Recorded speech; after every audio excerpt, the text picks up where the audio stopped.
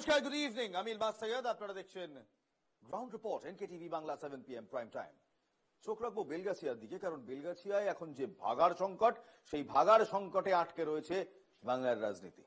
আর শুভেন্দু অধিকারী সেখানে গিয়ে রাজনীতি গরম করার যে প্রচেষ্টা করেছিলেন, তারপর অনেকেই বলছেন এই ভাগাড়ই হবে আগামী 1-1.5 মাসের রাজনীতির মূল মন্ত্র। এমনিও অনেকে বলেন রাজনীতিটা ভাগাড় হয়ে গিয়েছে, কিন্তু এবার ভাগাড় নিয়ে রাজনীতি। কারণ ভাগাড় কাণ্ড শুধু হাওড়াতে আর সীমিত নেই, হাওড়া থেকে শিলিগুড়ি এই ভাগাড় কাণ্ড রাজ পড়ছে। আজ শিলিগুড়িতে রীতিমতো ভারতীয় জনতা পার্টি বিক্ষোভ দেখিয়েছে। সমস্ত খবরে আসবো, কিন্তু প্রথমে বেলগাছিয়ার আম জনতা, আমি আপনি, আমাদের কথাগুলো শোনাই। গরম পড়েছে, তার উপরে এখন জলসংকট দেখা দিয়েছে হাওড়ায়। শুধু তাই নয়, উত্তর হাওড়া এবং শিবপুর বিধানসভা এই দুটি এলাকার বেলগাছিয়ায় যেমন বিদ্যুৎ নেই, তেমনি মাটি ধসে বাড়ির সঙ্গে গৃহহীন একাধিক বাসিন্দারা। যুদ্ধকালীন তৎপরতায় সমস্যা সমাধানের আশ্বাস পেলেও এখনো বেহাল দশা স্থানীয়দের। হাওড়া পুরসভার 8 নম্বর ওয়ার্ডের বেলগাছিয়া ভাগাড়ে ধস নামার ফলে মাটির নিচে দুটি পাইপ লাইনে বড় ফাটল দেখা দিয়েছে। আর এই ফাটলের ফলে মাটি ধসে গিয়েছে। ধসে পড়ে বাড়ি, ধসে পড়ে একাধিক ছোট ছোট বস্তি। বেলগাছিয়া মোড় থেকে কেএমডি এর তৈরি বিকল্প পাইপলাইনের মাধ্যমে জলের ব্যবস্থা করা হলেও ভাগাড় এলাকায় আবার কয়েকটি বাড়িতে ফাটল দেখা দিয়েছে আজ। মোটের ওপর পাহাড় প্রমাণ সমস্যায় নাজেহাল হচ্ছে সাধারণ মানুষ। আর সেদিকে প্রশাসন কতটা চোখ দিচ্ছে জানি না। এই আবহে ঘটনাস্থল পরিদর্শনে গিয়ে বাসিন্দাদের বিক্ষোভের সম্মুখীন হন পুরমন্ত্রী ফিরহাদ হাকিম। স্থানীয়দের সঙ্গে কথা বলে সমস্যা সমাধানের আশ্বাস দিলেও ভাঙা গলায় এলাকাবাসীদের দাবি মুখ্যমন্ত্রীকে হস্তক্ষেপ করতে হবে এই ঘটনায়। তবে মুখ্যমন্ত্রী তো এখন নেই, তিনি তো লন্ডনে, অক্সফোর্ডে মিটিং করবেন, বেঙ্গল বিজনেস সামিট করবেন, এখনো 5-6 দিন পর ফিরবেন। এই 5-6 দিনে কি হবে? আমজনতার ক্ষোভ আরো বাড়বে? ফিরহাদ হাকিমরা সেই ক্ষোভ সামলাতে পারবেন? নতুন করে আজ বেলগাছিয়ায় বিক্ষোভের মুখে পড়তে হয় প্রশাসনকেও। মাইকিং করে নিরাপদে সরে যেতে নির্দেশ দিয়েছে প্রশাসন। পাল্টা বাসিন্দারাও সরব হয়েছেন। 5 দিন হয়ে গেল, দুর্ভোগ কাটছে না। খাবার নেই, পানীয় জলের দাবিতে হাহাকার উঠছে। আর বাসিন্দারা বলছেন এই মাইকিং এ কি হবে? দুমুঠো ভাত দে, 1 গ্লাস জল দে। শুনুন। এরকমই পড়ে আছে, যেরকম আছে ওই রকমই আছি। এধার ওধার ঘুরছি, রাত্রিবেলা কারো ঘরে গিয়ে শুচ্ছি, বলুন কার বাড়িতে গিয়ে আমরা রাত্রিরে শুবো? হ্যাঁ, খাবার কষ্ট, জলের কষ্ট, সবের কষ্ট। এই তো এখন বেলগাছিয়া থেকে খাবার নিয়ে আসলাম, 2টো রুটি, এই এখন খেলাম। আমরা চাইছি যে আবার ভালো করে দিক, আমরা থাকি, ঘর ফর করে দিক, ভালো করে দিক, আমাদের থাকতে জায়গা দিক, জল টল দিক, যেরকম কারেন্ট চলছিল ওরকম কারেন্ট দিক। আবার কি চাই? ওদের কাছে সোনা গয়নার টাকা আমরা চাইছি না। গ্যাসে শ্বাসকষ্ট হচ্ছে, বাচ্চাদের কোনো অসুখ বিসুখ হচ্ছে, জলের কোনো ব্যবস্থা নেই, কারেন্টের কোনো ব্যবস্থা নেই। এবং এদেরকে সিদ্ধান্ত দিচ্ছে, আমরা কোনো জায়গায় ডিএম থেকে নিয়ে বলেছে অন্য জায়গায় কোথায় করে দেবো তা বলেনি, কিন্তু বলছে করে দেবো। কিন্তু সে এখন খোলার আতঙ্কে পড়ে আছে, ওরা মনের মধ্যে আতঙ্ক পড়ে আছে, কখন কি হবে না হবে এখনো পর্যন্ত কোনো রকম কোনো গ্যারান্টি নেই যে আমরা বাঁচবো কি মরবো। সমস্যা এই আছে, ক্যারিয়ার গাড়ি বন্ধ করে আগে আমাদের শাসন করো। যা কিছু হচ্ছে, এই যে অনুষ্ঠান হচ্ছে, কোনো কিসের জন্য হচ্ছে? এই কাছাড়ের জন্য তো হচ্ছে, তো এটা বন্ধ কেন হচ্ছে না? 5 দিন হয়ে গেল, কি হলো? 5 দিনে কিছু হলো? সব না খেয়ে মরে আছে, কি হলো? জল পাচ্ছে না, খাবার পাচ্ছে না। এখন সব বলে যাচ্ছে, অ্যানাউন্স করে বলে যাচ্ছে কি নিজের আধার কার্ড ফাধার কার্ড নিয়ে এসে সাইডে দাঁড়িয়ে থাকুন, বস্তি খালি করুন। কেন খালি করবো বস্তি? আমাদের ঘর বাড়ি চাই, যেমনি ছিল তেমন চাই, লাইনের সুবিধা, খাবার সুবিধা। খাচ্ছে না, পড়ে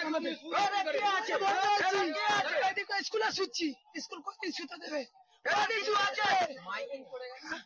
কিসের জন্য বলছে ভোটার কার্ড নিয়ে সরে যান, তারপরে বুলডোজার দিয়ে ঘর ভেঙে দেবে। আমাদের কি হচ্ছে? এত বস্তির কি হবে? আমরা 1 লাখ টাকা কষ্ট করে বাড়ি বানিয়েছি, কেউ যাবো না। দিদিকে খবর দিন, দিদি আসছে না কেন? কলকাতার ওদিকে দিদি আমি গরিব আসছে না। বিরুদ্ধে এক কথায় ক্ষোভে ফুঁসছে বাসিন্দারা। প্রশাসনের তরফে শুরু হয়েছে বাড়ি বাড়ি সার্ভের কাজ, কিন্তু শোনা যাচ্ছে সেই সার্ভের কাজেও বাধা দিচ্ছেন বাসিন্দারা। অবৈজ্ঞানিক ভাবে অনেকদিন ধরে ভাগাড় গড়ে উঠেছে, পাশে অনেক দখলদার রয়েছেন, বলছেন পুরমন্ত্রী তথা ফিরহাদ হাকিম। পুরমন্ত্রীর বক্তব্য শুনুন, তারপর এই ভাগাড় দখলদার সবের উত্তর আমাদের কাছে রয়েছে। প্রথমে ফিরাদ হাকিম। অনেক দিন ধরে একটা আনসাইন্টিফিক হিসেবে এখানে একটা ভাগাড় গড়ে উঠেছে, যেটার পাশে কিছু এনক্রোচার বসেছে, কারণ গরিব মানুষ যাবার জায়গা নেই। এই ভাগাড়টা যখন আমরা কাটছি কিছু কিছু জায়গায় লুজ হয়ে যাচ্ছে, হয়ে গিয়ে এটা ভেঙে ভেঙে পড়ছে। সেটার প্রেশারে যেটা সয়েল মানে মাটির সয়েল না, এই ভাগাড়টা এই পর্যন্তই ছিল, এই সয়েলগুলো নড়লো, ভাগার পরে ফাটল ধরে গেল। ফিরাদ হাকিম আজকে যা যা বলছেন গতকাল আমাদের এখানে অর্থাৎ আমাদের স্টুডিওতে যারা ছিলেন বিশেষজ্ঞ তারা সবকিছুই বলেছেন। বিশেষ করে প্রফেসর সাধন কুমার ঘোষ, যিনি বারবার পুরমন্ত্রীর সঙ্গে দেখাও করেছেন, আজ থেকে নয় 2011 থেকে বারবার মেয়রের সাথে দেখা করেছেন, বিভিন্ন সময় বিভিন্ন মেয়রের সঙ্গে দেখা করেছেন, এবং আজ যে কথাগুলি যে বুলিগুলি আজ ফিরাদ হাকিমের মুখে শুনলাম সেগুলো অনেকবার তিনি প্রশাসনকে জানিয়েছেন। সমস্যা হলো এতদিন টনক নড়েনি। টনক নড়লো কখন? এখনো টনক নড়েছে কিনা জানি না, কিন্তু এই বুলিগুলো আবার আওড়াচ্ছেন কখন? আওড়াচ্ছেন তখন যখন একটা বিপর্যয় হয়ে গেছে। Prevention is better than cure, নিশ্চয়ই জানেন। তো সেই প্রিভেনশনটার এই অবস্থা কেন? আমাদের 3-4 দিন সময় লাগবে, যারা এখানে রয়েছেন তাদের বিকল্প ব্যবস্থা করা হবে। পুরমন্ত্রী তথা কলকাতার মেয়র ফিরাদ হাকিম এই বক্তব্য রাখছেন। কেন্দ্রেও টাকা দেবে না, রাজ্য নিজেদের ফান্ড থেকে ঘর করে দেওয়া হবে বলছেন ফিরাদ হাকিম। সবই তো বুঝলাম স্যার, কিন্তু এখানেও তো রাজনীতি খুঁজছেন।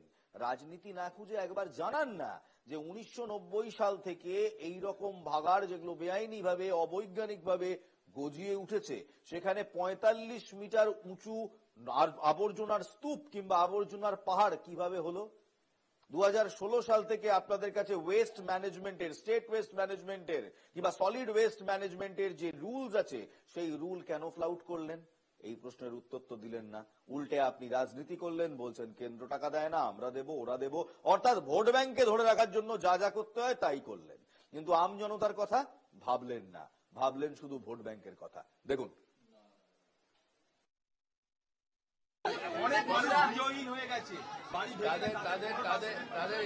তারা ওখানে দাঁড়িয়ে আছে, কথা বলবো, তাদেরও আমি ইমিডিয়েটলি ব্যবস্থা করছি।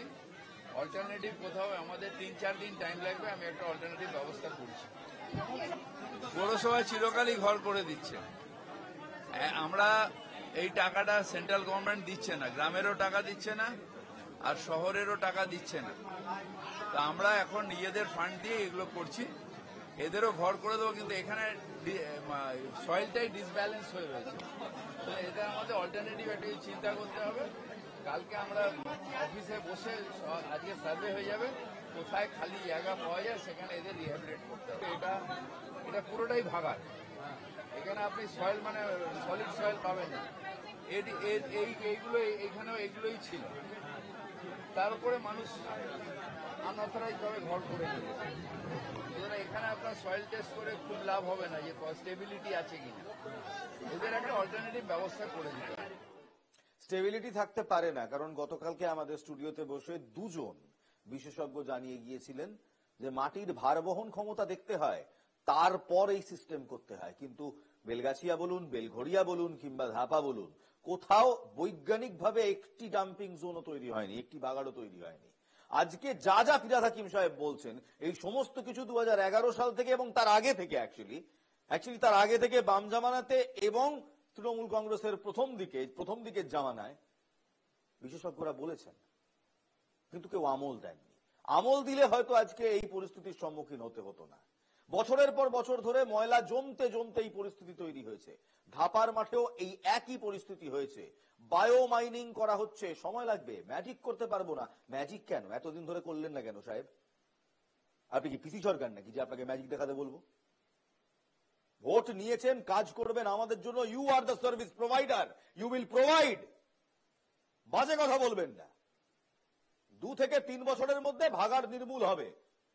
15 বছর ধরে শাসন করছেন, কিছুই করতে পারলেন না, এখন 2 থেকে 3 বছর দেখাচ্ছেন।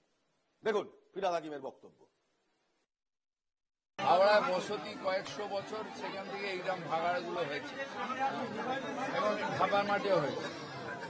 এইগুলোকে আমরা বায়োমাইনিং দিয়ে আস্তে আস্তে কাটছি, সময় লাগবে।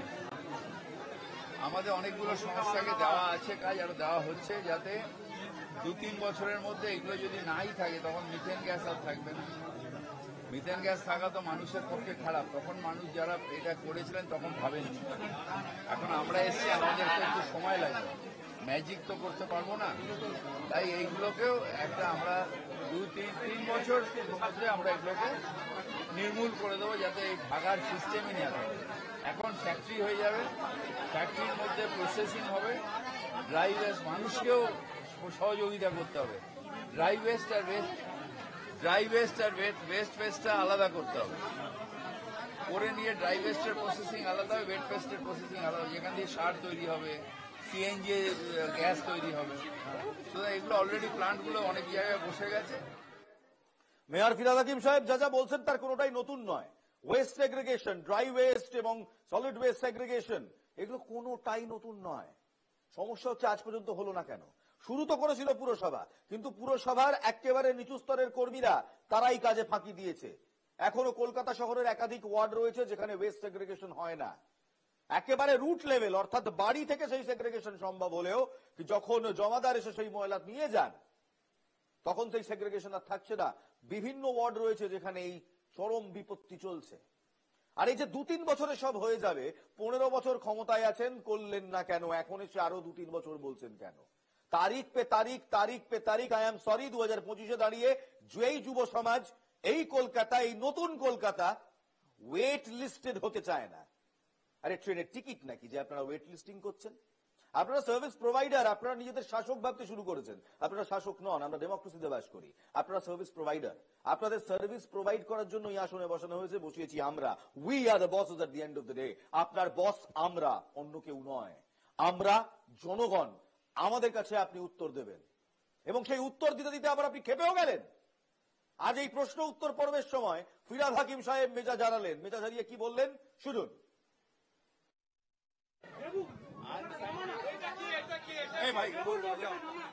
এত কথা বললে আমি রোজা রেখে যাবো নাকি? পারবো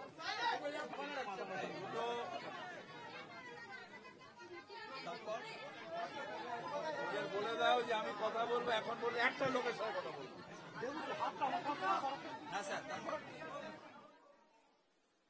শাসকের এই মেজাজ বিশেষ করে এমন একটি জায়গা যেখানে 15,000 আম জনতা সংকটে, সেখানে মেনে নেওয়া যায় না।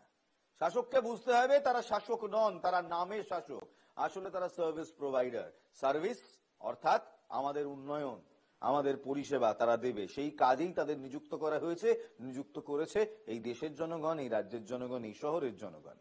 এবং তারা আর কিছুই নয়, নর্মাল সার্ভিস প্রোভাইডার্স। তাদের বস কারা? অর্থাৎ তাদের ওপরে, তাদের ওপরওয়ালা কারা? আমি, আপনি, আম জনতা। We are the bosses. আর ফিরহাদ বাবু, বসদের সঙ্গে এভাবে কথা বলা যায় না। You do not talk to your bosses in this tone, mister Hakim. At the end of the day আপনি আম জনতার কাজ করেন, আর আম জনতার প্রশ্ন কিংবা আম জনতা যদি আপনাদেরকে সঙ্গে কথা বলতে আসে, তখন যদি আপনি মেজাজ হারান, সেটা কিন্তু মারাত্মক। Because you should never underestimate the common man. বেলগাছিয়ায় বিরোধী দলনেতা শুভেন্দু অধিকারী তিনিও আজ গিয়েছিলেন বেসিক্যালি রাজনীতি গরম করতে। বাসিন্দাদের সঙ্গে কথা বলেছেন শুভেন্দু, বিপর্যস্ত এলাকা পরিদর্শন করেছেন বিরোধী দলনেতা।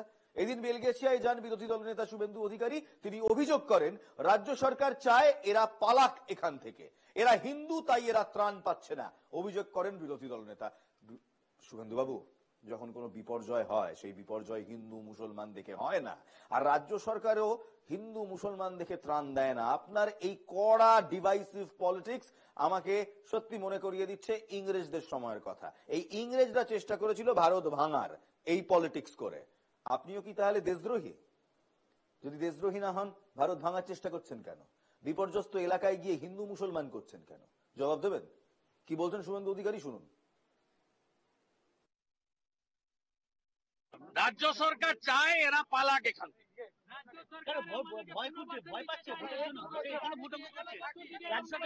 খোলা বলে, ওরা খোলা বলে আমাদের জন্মকর্ম এখানকার আছে, খোলা বলে এরা হিন্দু, এই জন্য যে দেখছে না এরা হিন্দু তাই এরা রিলিফ পাচ্ছে না, এরা রোহিঙ্গা। কি অদ্ভুত ভাবুন, এই ভোটের রাজনীতি কি অদ্ভুত। শুভেন্দু অধিকারী ওখানে গিয়ে বিরোধী দলনেতার জায়গা থেকে অনেক কিছু করতে পারতেন। তিনি যা করলেন তা হলো রাজনীতি, এবং তা হলো জঘন্য নোংরা রাজনীতি, ভারত ভাঙার রাজনীতি। তিনি সেখানে কমিউনাল পলিটিক্স করে এলেন। কোন প্রমাণ আছে যে রাজ্য সরকার ধর্মের আধারে ত্রাণ দেয়? নেই। শুভেন্দু অধিকারী এদিন এলাকায় গিয়ে হাওড়া পুরসভাকে নিশানা করেন। তিনি বলেন প্রধানমন্ত্রীর যোজনার অধীনে প্রকল্প এদেরকে সাহায্য করা হোক। এলাকায় বিজেপির তরফে ত্রাণ শিবির খোলা হয়েছে বলছেন শুভেন্দু অধিকারী। দেখুন, সরকার দায়ী। এইভাবে হাওড়া কর্পোরেশন এত বড় thickly populated area, Howrah old city 500 বছরের পুরনো, কলকাতার থেকেও প্রাচীন। এখানে যে যা কাজ, এখানে প্রসেসিং ইউনিট করেনি, মিথেন গ্যাস বেরোচ্ছে। এখানে মানুষগুলো কিভাবে আছে, এটা কার দায়িত্ব? কর্পোরেশন, রাজ্য সরকার, নগর উন্নয়ন মন্ত্রক, স্থানীয় প্রশাসনের দায়িত্ব। আপনারা কাল থেকে লোকগুলো খাওয়ার তো দূরের কথা, জল দেয়নি, তাদেরকে সেফ জায়গায়। আমি কমপ্লিটলি বিরোধী দলটা ডিমান্ড করছি, এই 100টা ঘরকে প্রধানমন্ত্রী যে আবাস যোজনা আছে আরবান, তার অন্তর্গত রাজ্য সরকার ইমিডিয়েটলি ফাঁকা ফ্ল্যাটে শিফট করুক, সমস্ত ফাঁকা ফ্ল্যাটে গিয়ে শিফট করুক, এবং ইমিডিয়েট 20,000 টাকা করে লাইভলিহুডের জন্য দিন। শুভেন্দু বাবু এখানেই থামেননি। প্রথমে তিনি হিন্দু মুসলমান করলেন, তারপর তিনি ওখানে প্রধানমন্ত্রী আবাস যোজনার কথা বলে চলে গেলেন, তারপর তিনি পুলিশের সঙ্গে বচসায় জড়ালেন। রাজ্যের বিরোধী দলনেতা শুভেন্দু অধিকারী আর পুলিশের মধ্যে বচসা, হাতে আঁচড়ের দাগ দেখিয়ে তার দাবি আমাকে রক্তাক্ত করেছে পুলিশ, রক্ত গুছিয়ে রাখলাম। পরে তিনি সেখান থেকে সোজা যান বিধানসভায়, সেখানে তার চিৎকার দেখুন।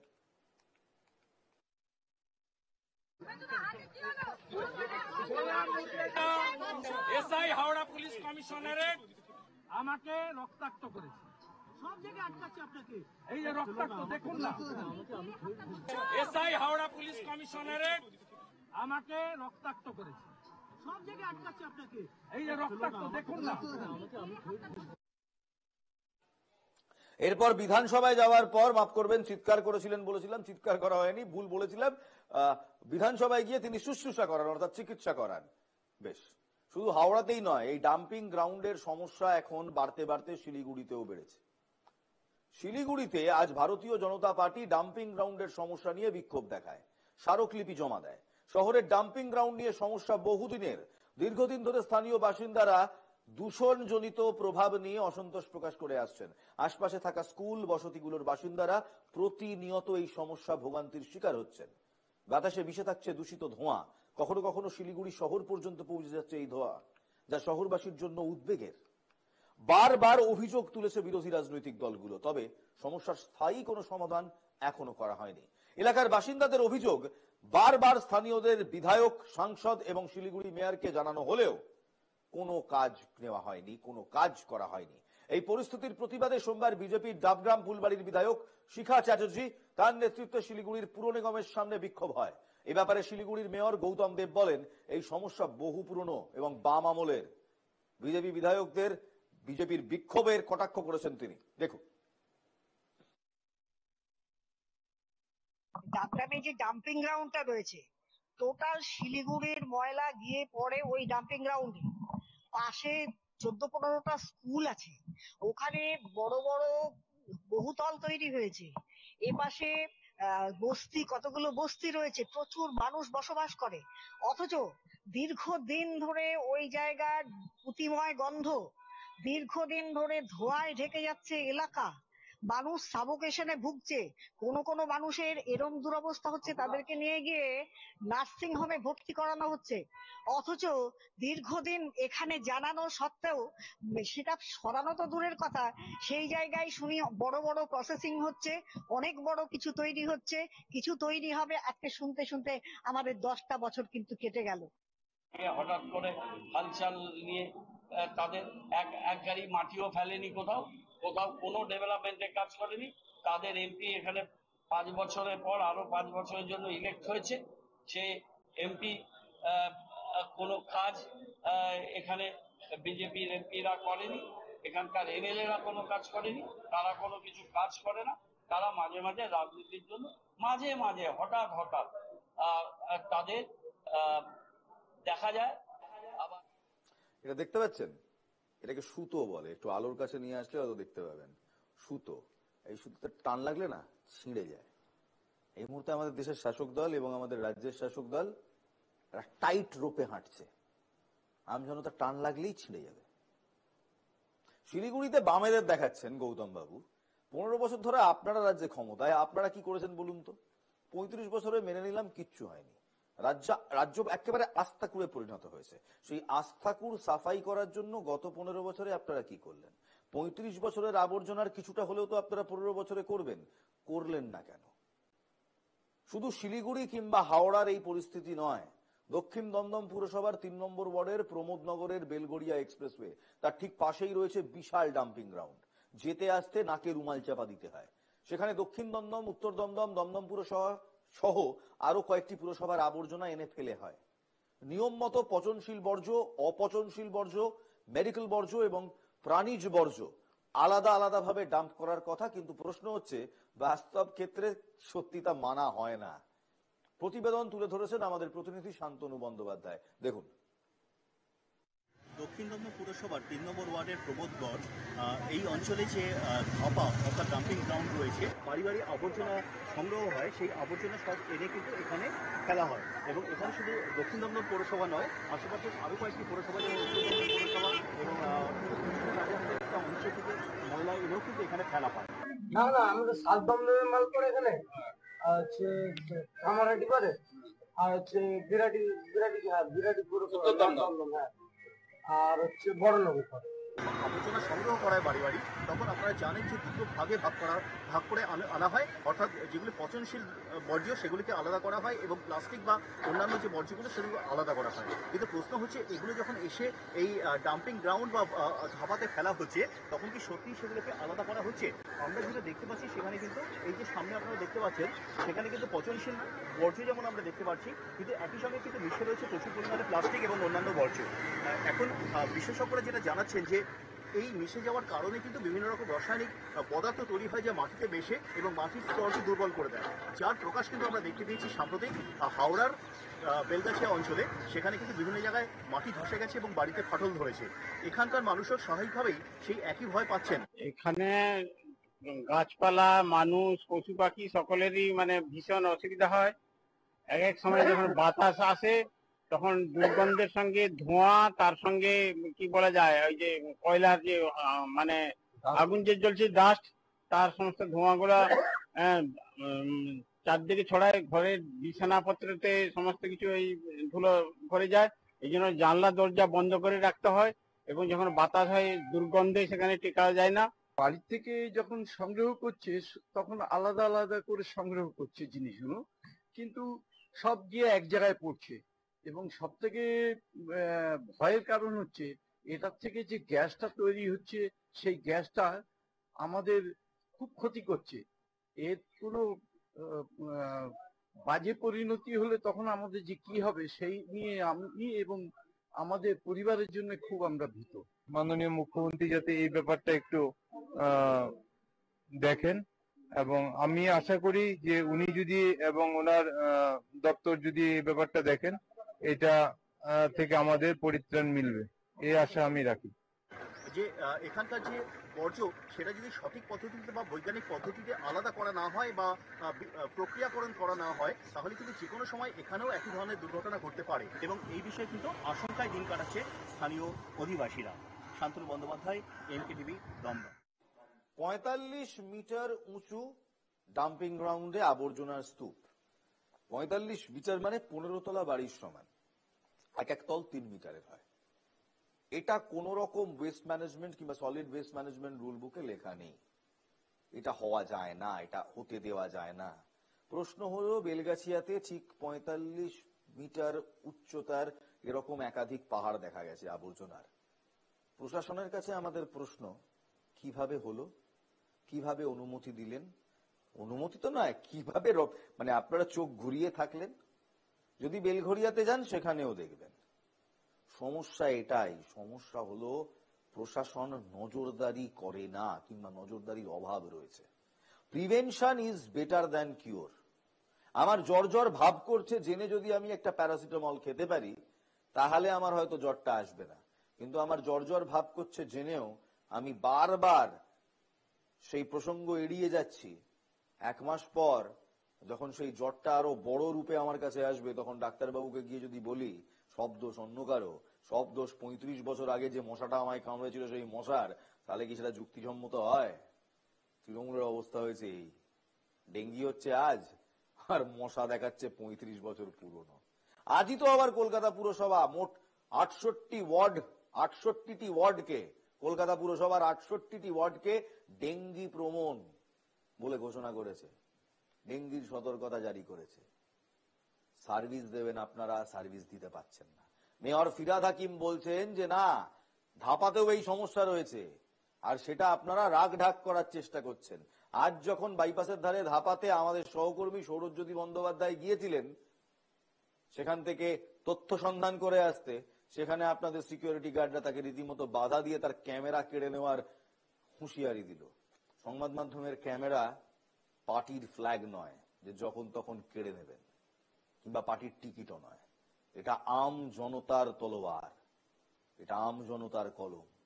আর বিশ্বাস করবেন, এই কলমের জোর আপনারা আগেও দেখেছেন, চাইলে আমরা আবার দেখাবো।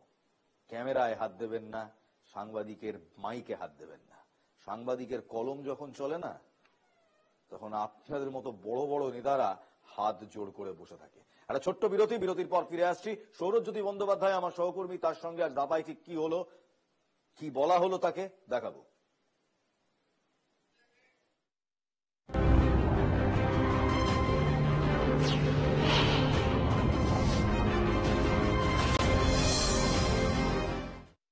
দুবছর পর ফের বিদেশ সফরে মুখ্যমন্ত্রী মমতা বন্দ্যোপাধ্যায়, তার সঙ্গে আমরা এনকেটিভি তার সফর সঙ্গী। সেখানে বিনিয়োগকারীদের সাথে বৈঠক করবেন মুখ্যমন্ত্রী। রাজ্যের জন্য বিনিয়োগ টানতে বড় আকারের শিল্প সম্মেলনে উপস্থিত থাকবেন তিনি। আমি সুতপা সেন প্রতিটি খুঁটিনাটি এই সফর থেকে তুলে ধরবো আপনাদের সামনে।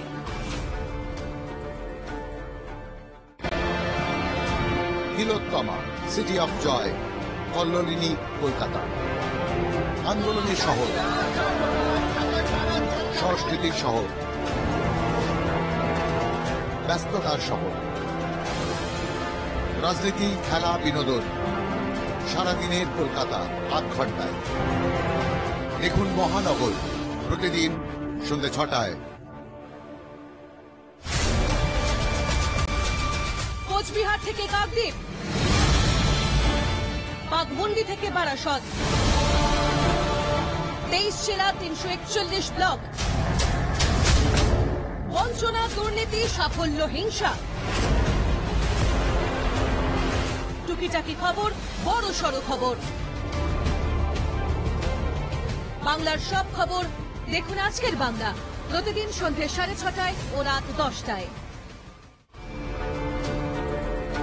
দেশ বিদেশ, শহর জেলা,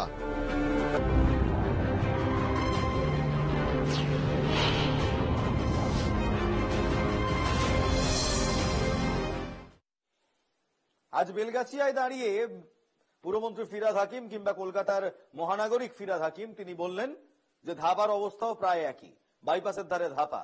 সেখানকার পরিস্থিতি খতিয়ে দেখতে গিয়েছিলেন আমাদের সহকর্মী সৌরজ্যোতি বন্দ্যোপাধ্যায়।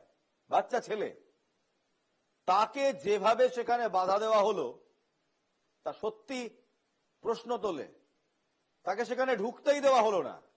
প্রতিবেদন তুলে ধরেছেন আমাদের প্রতিনিধি সৌরজ্যোতি। সৌরজ্যোতিকে রীতিমতো হুমকি দেওয়া হয় তার ক্যামেরা কেড়ে নেওয়া হবে। তারপরেও সৌরজ্যোতি সেখানে যা যা দেখলেন সেই ছবি আপনাদের দেখাচ্ছি। 45 মিটার বলছিলাম না, 45 মিটারের উঁচু আবর্জনার স্তূপ হতে পারে না? এই দেখুন আরেকটি এরকম আবর্জনা স্তূপ ধাপাতেও তৈরি হয়েছে। ঠিক কি ঘটলো, সৌরজ্যোতির সঙ্গে কি কি হলো, এটা হার্ড লুক। হাওড়ার বেলগাছিয়াতে যেভাবে ধসের জন্য প্রায় 15,000 মানুষ এই মুহূর্তে গৃহহীন, বিভিন্ন জায়গায় যেভাবে ফাটল দেখা দিয়েছে তাতে রীতিমতো প্রাণ ধারণের আশঙ্কা করছেন স্থানীয় বাসিন্দারা। ঠিক সেই জায়গায় শহর কলকাতার অন্যতম ভ্যাট বা যেখানে ডাম্পিং গ্রাউন্ড, সেই ধাপার মাঠে আদৌ নিয়ম যে পর্যাপ্ত যে ব্যবস্থাপনা রয়েছে, ব্যবস্থাপনার যে নিয়ম রয়েছে সেগুলি মান্যতা পাচ্ছে কিনা এই বিষয় নিয়ে আমরা সরেজমিনে যখন প্রতিবেদন করতে আসি ঠিক সেই সময় ধাপা গ্রাউন্ডের সামনে, ডাম্পিং গ্রাউন্ডের সামনেই আটকে দেওয়া হয় আমাদের। এনকেটিভি বাংলাকে বাধা দেওয়া হয় এবং নিরাপত্তা রক্ষীরা তারা জানান কোনোভাবেই সংবাদ মাধ্যমের ক্যামেরা ভিতরে প্রবেশ করতে পারবে না বা কোনো রকম ছবি সম্প্রচার করবার আগে অনুমতি নিতে হবে। যেখানে বিভিন্ন সময়ে রাজ্যের একাধিক জায়গায় গাফিলতি নিয়ে প্রশ্ন উঠেছে, সম্প্রতি হাওড়ার বেলগাছিয়া নিয়েও সাধারণ মানুষের মধ্যে ক্ষোভ তৈরি হয়েছে। ঠিক সেই জায়গায় আদৌ কলকাতা শহরের পুরো ডাম্পিং গ্রাউন্ড যেটাকে বলা হয়, ধাপার মাঠ, যে ধাপায় এই মুহূর্তে ডাম্পিং এর কাজ চলে, সেই ছবি কেন দেখাতে পারবে না বা কেন প্রবেশাধিকার নেই এনকেটিভি বাংলার? সংবাদ মাধ্যমের প্রতিনিধিদের বাধা কেন, তা নিয়ে এই প্রশ্ন উঠছে। অরবিন্দ প্রসাদের সঙ্গে সৌরজ্যোতি বন্দ্যোপাধ্যায়, এনকেটিভি বাংলা। তবুও সৌরজ্যোতি বন্দ্যোপাধ্যায় সেখান থেকে কিছু ছবি তুলেছেন, অনেক দূর থেকে তাক করে সেই ছবি তোলা হয়েছে। আমার সহকর্মীদের বলবো ওর কষ্ট করে তোলা ছবিগুলো, সেই ছবিগুলো স্ক্রিনে আনতে। দেখুন, সংবাদ মাধ্যমের ক্যামেরা আটকানো যায় না, আমরা সব সময় সবকিছু দেখি।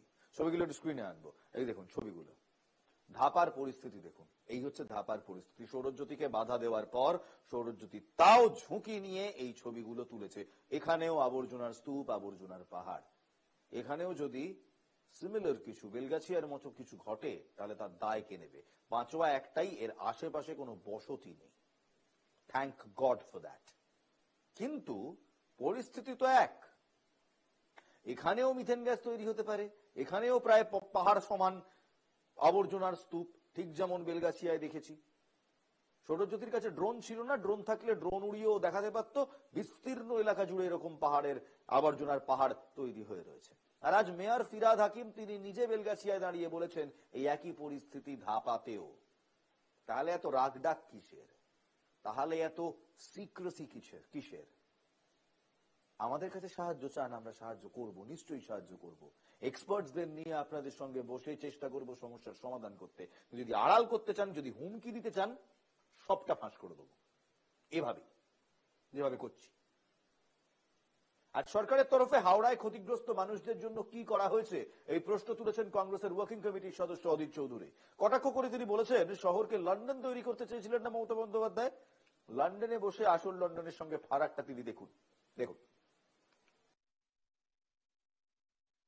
এই সমস্ত যারা এফেক্টেড, যারা আক্রান্ত হলো মানুষ এই ঘটনার জন্য, যাদের বিপদ বাড়লো, তাদের জন্য সরকারের পক্ষ থেকে কি ঘোষণা সেটা আমরা জানতে চাইছি।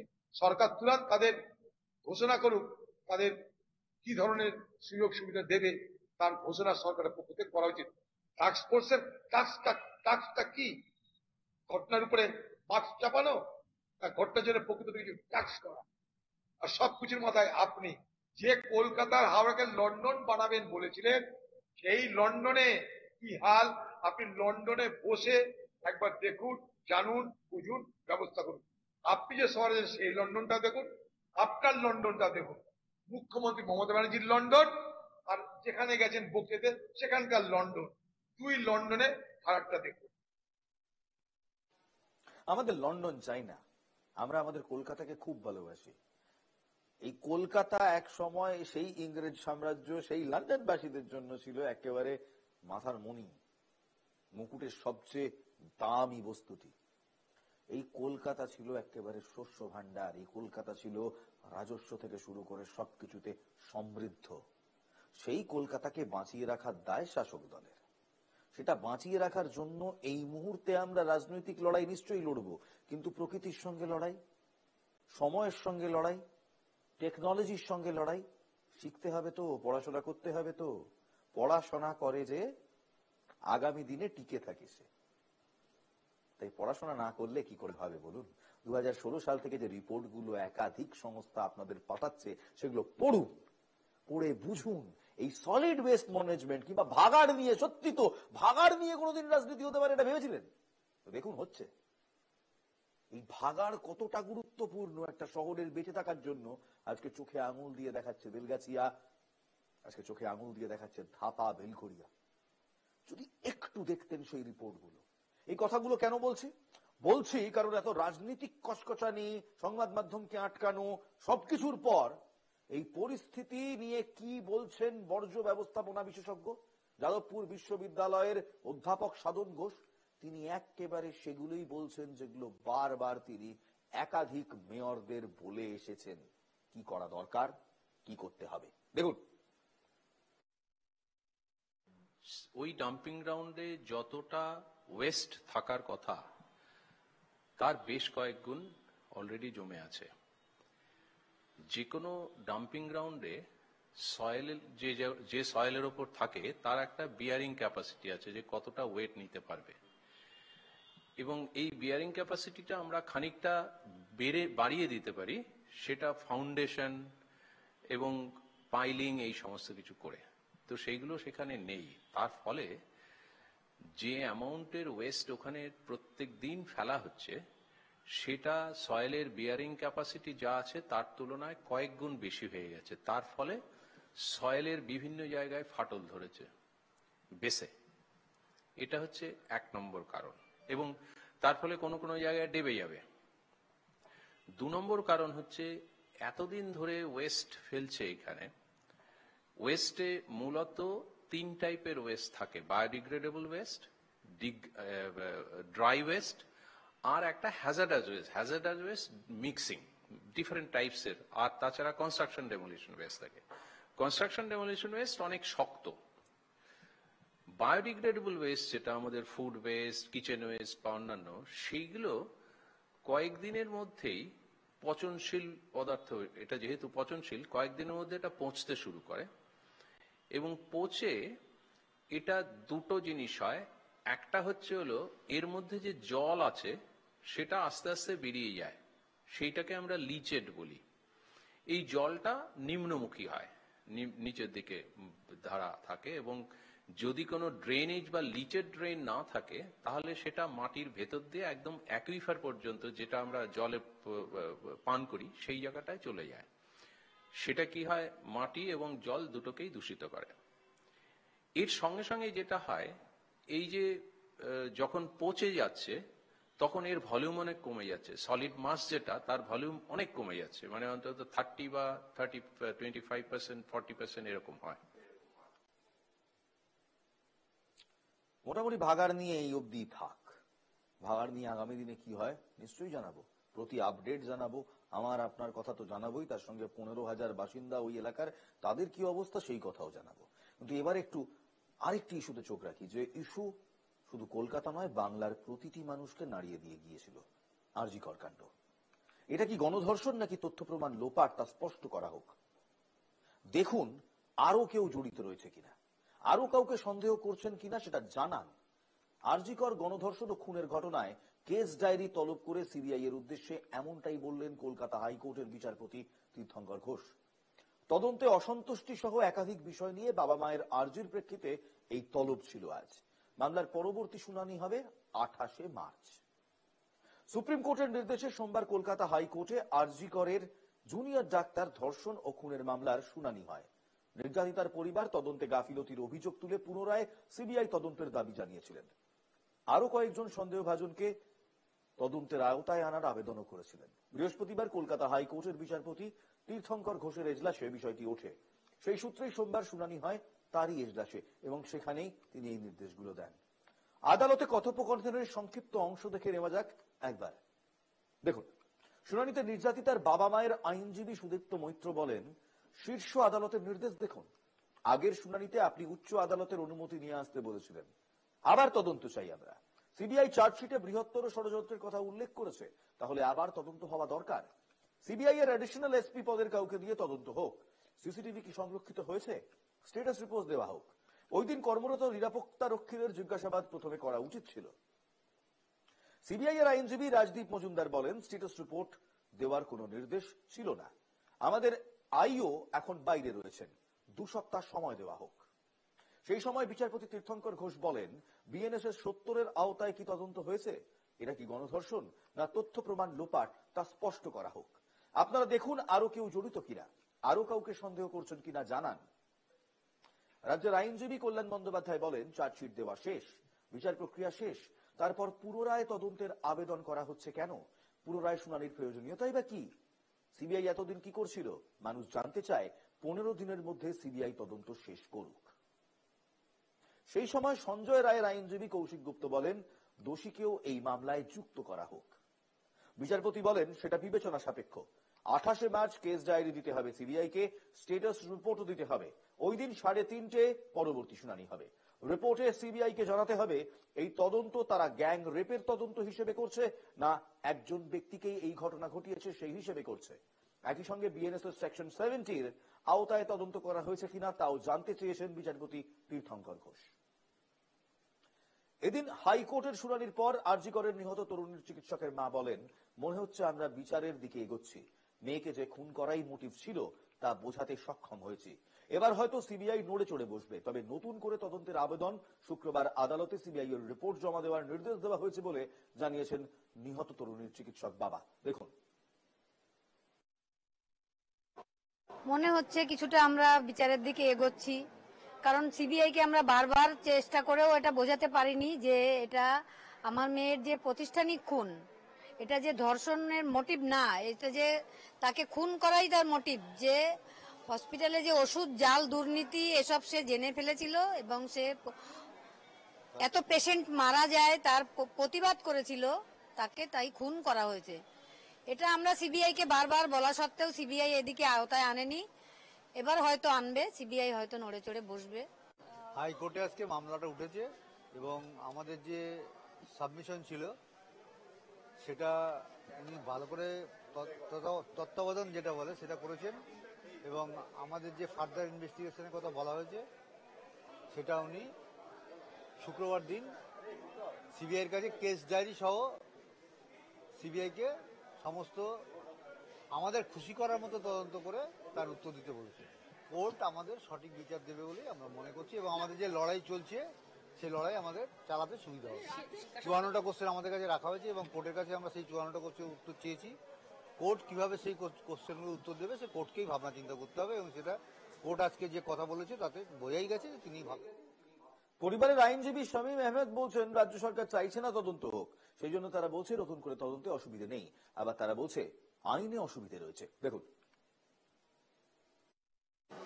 মূলত রাজ্য সরকার চাইছে না যে ইনভেস্টিগেশনটা হোক, আর সেই জন্যই যখন তারা বলছে ফার্দার ইনভেস্টিগেশন হলে তাদের অসুবিধা নেই কিন্তু আইনে অসুবিধা আছে, তার দ্বারাই তারা বোঝাতে চাইছে যে ইনভেস্টিগেশন হোক তারা সেটা চায় না, এটা রীতি চাইছে, বিচার চাইছে না।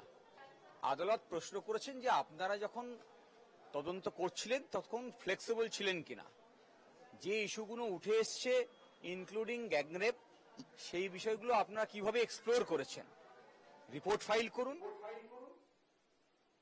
এবার চলুন একটু জলপাইগুড়ির খবরে চোখ রাখি, কারণ জলপাইগুড়িতে মুখে কালো কাপড়, হাতে প্লাকার্ড ও জাতীয় পতাকা নিয়ে পথ অবরোধ করে বিক্ষোভ দেখালেন শিশুরা।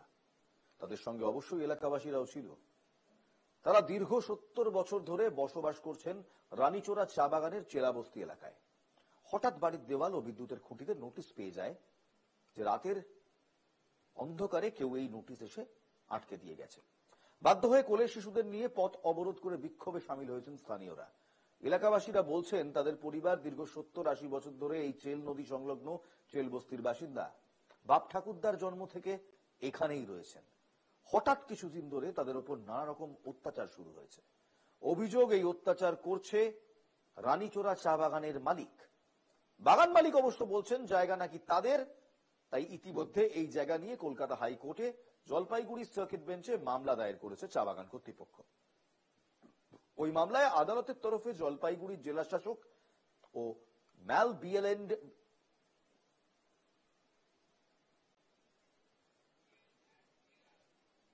জলপাইগুড়ির জেলা শাসক ও ম্যালের বিএল অ্যান্ড এএলআরকে সার্ভে করার নির্দেশ দেওয়া হয়েছে। সেই মতো রানীচোরা চা বাগানের চেলবস্তিতে গিয়েছিলেন ম্যাল ব্লকের বিএল অ্যান্ড এএলআরও। এই সার্ভেকে ঘিরেই শুরু হয়েছে বিক্ষোভ। ঘটনাস্থলে উপস্থিত মালবাজার থানার বিশাল পুলিশ বাহিনী, এসডিপিও রোশন প্রদীপ দেশমুখ।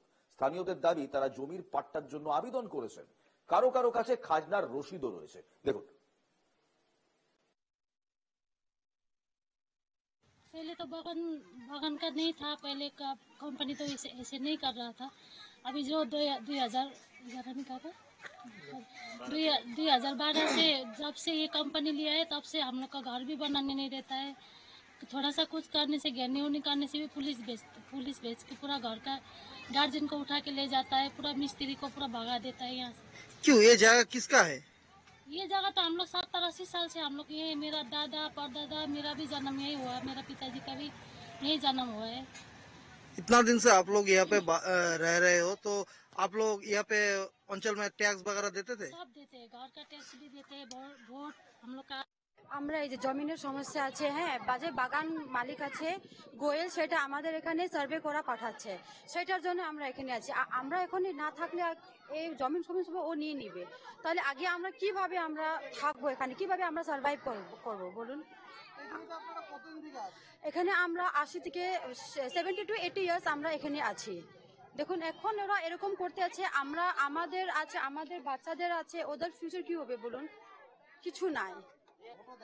হ্যাঁ, উদলাবাড়ি পঞ্চায়েত, হ্যাঁ, সেটা আমরা সবকিছু আমরা করেছি। উদলাবাড়ি আমাদের যে গ্রাম পঞ্চায়েত আছে সেটা উদলাবাড়ি হচ্ছে। আমার সহকর্মী পরিতোষ এই মুহূর্তে সরাসরি রয়েছেন জলপাইগুড়ি থেকে, একবার পরিতোষের সঙ্গে কথা বলবো। পরিতোষ, এই মুহূর্তে কি অবস্থা, সমস্যার সমাধান কি হয়েছে নাকি এই সমস্যা আরো এগোবে? বাগান মালিক এক কথা বলছেন, এলাকার বাসিন্দারা এক কথা বলছেন, তবে পরিতোষ, এই সমস্যার সমাধান কি আদৌ হবে?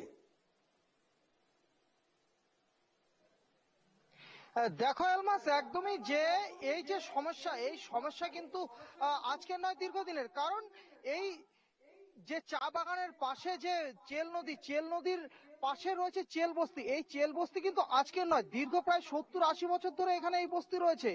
কিন্তু হঠাৎ করে যখন এই নতুন বাগান মালিক আসলো 2016 সালে, তখন একবার সার্ভে করে বাগান মালিক যখন লিজে নেয়, সেই সময় কিন্তু এই যে চেল বস্তিকে দেখানো হয়েছিল সেখানে কোনো লোক নেই, সেটা ভ্যাকেট এরিয়া বলে দেখিয়ে তার উপরে কিন্তু লিজ নেয়। এরপরে আবার 2023 সালে একটা সার্ভে করে সেখানে সার্ভে করা হয়, সেই সময় কিন্তু এলাকায় একটা গন্ডগোল সৃষ্টি করে কিন্তু সেই এলাকাকে ভ্যাকেট বলে জালিয়াতি হয়েছে, প্রথম থেকেই জালিয়াতি হয়েছে। কারণ একটি 70-80 বছর ধরে যে বস্তি আসছে, চলে আসছে, একদমই ঠিক, যে সেই বস্তিকে রাতারাতি কিভাবে ফাঁকা এরিয়াই বা দেখানো হলো, কিভাবে সেই সময় সার্ভেয়াররা সেটাকে ফাঁকা এরিয়া দেখালেন, এটা নিয়েও তো প্রশ্ন উঠবে। অবশ্যই যে এটা নিয়েও কিন্তু প্রশ্ন উঠবে। ইতিমধ্যে কিন্তু শাসক দল থেকে শুরু করে বিরোধীরা সকলেই কিন্তু যে ভূমি রাজস্ব দপ্তর রয়েছে তাকেই দোষছে। কারণ এই এলাকায় যদি এতবার সার্ভে হয়ে থাকে, সেক্ষেত্রে এই বসতি এলাকা তো 60 থেকে 70 বছর আগের, তাহলে এদেরকে কোথায় দেখানো তো হয়নি, এদের তো দেখানো হয়নি। সেই এলাকায় যে বসতি রয়েছে সেটা কেউই জানে না। আবার এইদিকে যে এলাকা অঞ্চল রয়েছে, অঞ্চলে কিন্তু খাজনা কিন্তু রীতিমতো দেওয়া হয়েছে, একদম দীর্ঘ 70-80 বছর ধরে যে খাজনা, সেই খাজনা কিন্তু দিয়েছে। ইদানিংও খাজনা কিন্তু দেওয়া হয়েছে, কিন্তু খাজনা দেওয়া হলে কিন্তু সেই খাজনা দেওয়ার পরে এলাকার নামই নেই। এমনকি সেই এলাকার জন্য যে 20 বছরের উপরে একটা লোক একটা জায়গায় বসতি করলে তাকে যে পাট্টা দেওয়া, পাট্টাও কিন্তু দেওয়া হয়নি। বহুবার পাট্টারও আবেদন করেছে এলাকাবাসী, কিন্তু তাদের পাট্টাও কিন্তু দেয়নি। ধন্যবাদ। পরিতোষ ছিল আমার সঙ্গে সরাসরি জলপাইগুড়ি থেকে। পরিতোষ ঠিক যেমনটা বললো, এই পুরো চা বাগান নিয়ে বেসিক্যালি সমস্যা করছেন কিছু অসাধু ব্যক্তি, তার মধ্যে অবভিয়াসলি ল্যান্ড রেভিনিউ অফিসের লোকজন তো আছেনই, আর এই মালিক তো রয়েছেন। বেসিক্যালি কোথাও দেখুন এটা ডেভিড অ্যান্ড গোলায়াতের লড়াই। প্রচুর ক্ষমতা সম্পন্ন, ধন সম্পন্ন এক ধনী ব্যক্তি, এবং তার বিপরীতে দাঁড়িয়ে রয়েছেন অসংখ্য গরিব মানুষ, যাদের একেবারে ভিটে মাটি এখন যেতে বসেছে। আর এই সবের মধ্যে রয়েছে জালিয়াতি। কি সুন্দর জালিয়াতি করে এদের বাড়ি ঘরদোর সব হাতানোর চেষ্টা না? এই রানীচোরা চা বাগানের ম্যানেজার, বাবা, চা বাগানের ভেতরেই আবার চোরা। রানীচোরা চা বাগানের ম্যানেজারের সঙ্গে আমরা কথা বলেছিলাম, জিজ্ঞেস করেছিলাম কি বলবেন, এই লেভেলে জোট চুরি করছেন?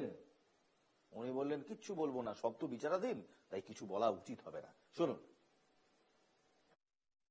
ये मैटर जो है ये सब जुडिस है और we are waiting for the court to decide who is the legal owner.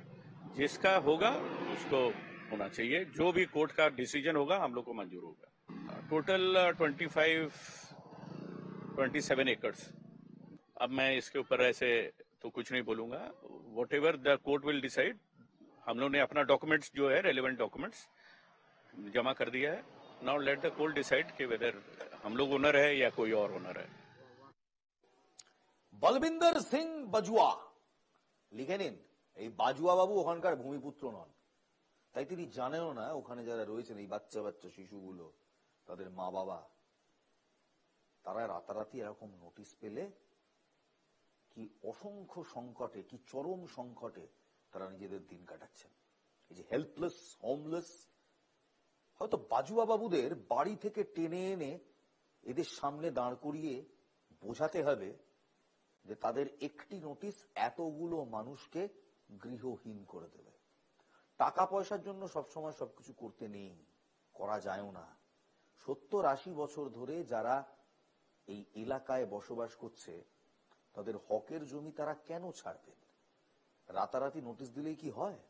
এই প্রশ্নই আমরা করেছিলাম জলপাইগুড়ির বিজেপি, সিপিএম এবং বাকি রাজনৈতিক দলগুলিকে। তারা কি বললেন দেখুন। হাইকোর্টকে সম্মান জানিয়েই বলছি, ওই যে সার্ভে করার জায়গাটা, ওটা আমরা ছোটবেলার থেকে দেখছি যে মানুষের বসবাসকারী বিভিন্ন হোটেল বা বিভিন্ন মানুষ বাড়ি ঘর করে আছে দীর্ঘদিন। এখন সেটা সার্ভে কেন প্রয়োজন পড়লো? এদিকে তো চায় বাগান বলছে যে অব্যবহৃত জমি টি ট্যুরিজমের জন্য দেওয়া হবে, এখন আবার চা বাগান সার্ভে করে সেগুলো নিজেদের মধ্যে নিতে চাইছে। এটা একটা ভয়াবহ বিষয়। যাতে ওই এলাকার মানুষ উচ্ছেদ না হয় এবং বাগান তাদের সঙ্গে বসে একটা নেগোসিয়েশন করা যে তোমাদেরকে উচ্ছেদ করব না, সেরকম মর্মে কোনো কাগজপত্র প্রদান করা, এটা হচ্ছে আমরা চাই। তো বাগান অতদিন ছিল কোথায়? আজকে ভাবেন ওইখানকার বাগান মালিক যদি ওর সমস্যা ছিল তো আগেও না ও সমস্যাটা দেখা দিত, আগেও না ওকে বলার দরকার ছিল, তখন তো বলে নাই। আর এর মধ্যে তো আমরা দেখতেছি এখানে কিছু এখন গোলমাল তো অবশ্যই আছে। এখন জমি জায়গা নিয়ে তো জানেনি কারা এখন বেশি লাফালাফি করতেছে। আর যেখানে কোর্টের মাধ্যমে যখন ডিসিশনের ব্যাপার আসে, কোর্ট যেটা ডিসিশন হবে তো সবাইকে স্বীকার করতে হবে। শুনলাম কি রানীচিরার মালিক একটা হাইকোর্টে একটা কেস করেছে। তো যখন কেস হয়ে যাওয়ার পরে আমাদের তো আর কিছু করণীয় নাই, আমরা জনপ্রতিনিধি আছি কিন্তু কোর্টের উপরে আমরা নাই। আমাদেরকে এই যে আজকে সার্ভে হবে ওখানে একটা ইনকোয়ারি করতে যাবে, কিন্তু এমন না কি ইনকোয়ারিটা হলে আমার মনে হয় ওই পাবলিকের পক্ষে ভালো হতো। কেন যতটুকু আমি জানি আপনাদের মাধ্যমেই কি মালিক কোনো ঘর যারা বানিয়ে বসে আছে, যারা 20 বছর 30 বছর থেকে আছে, তাদেরকে কাউকে সরাবে না, সেটা উনি বারবার বলছে। এই তৃণমূল কংগ্রেসের এই ভদ্রলোকের কথা শুনে মনে হচ্ছে সেটিংটা না অন্য লেভেলে হয়ে গেছে মালিকের সাথে। কত টাকা নিলেন স্যার এই গরিব মানুষগুলো বিক্রি করার জন্য? তাদের জন্য কিছুই বললেন না, বললেন যা হবে কোর্ট। আপনার বয়ান আর ম্যানেজারের বয়ানের মধ্যে কোনো পার্থক্য নেই, তাই সেটিংটা না একদম খালি চোখেই দেখা যাচ্ছে। গরিব মানুষের সরকার, গরিবের জন্য কাজ করি, বড় বড় বুলি, কাজের বেলায় লবডঙ্কা। এই মানুষগুলোকে গিয়ে বোঝান তো যে এদের মাথার উপর যদি ছাদ না থাকে তাহলে এরা কোথায় যাবে? ওই যে লিখে গিয়েছিলেন না কবি, বড় লোকের ঢাক তৈরি, গরিব লোকের চামড়ায়। 2025-এ আর সত্যি হতে দেব না। মনে রাখবেন, এখানে আম জনতাই সর্বে সর্বা, আপনি শেষ কথা, আপনার ওপরে কেউ নেই, কোন নেতা নয়। কোন নেতার দাদাগিরি মানবেন না।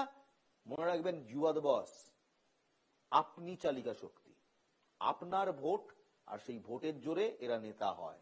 ভোট দেওয়া বন্ধ করে দিন এদের, দেখবেন নেতা থেকে সব আম জনতা হয়ে গিয়েছে। আম জনতা তারাই শেষ কথা। ভালো থাকবেন, ভালো রাখবেন, জয় হিন্দ।